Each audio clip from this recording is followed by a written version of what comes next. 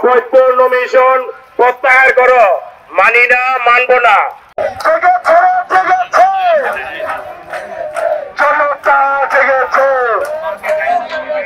আজকে দীর্ঘ 12 বছর আব্দুল এসব সুস্থ থাকাকালীন এবং অসুস্থতার সময় থেকে সমস্ত আন্দোলন পরিচালনা করেছেন কে? আব্দুল কামরুজ্জামান মঞ্চে এসে বক্তব্য রেখেছেন।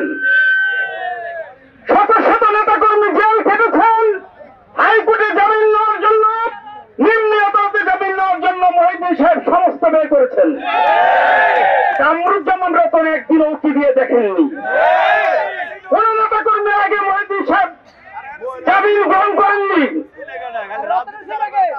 কামরুজ্জামান রতন তাকে আপনি জাতীয় নেতা বানিয়ে দিয়ে আমাদের কোনো আপত্তি নাই।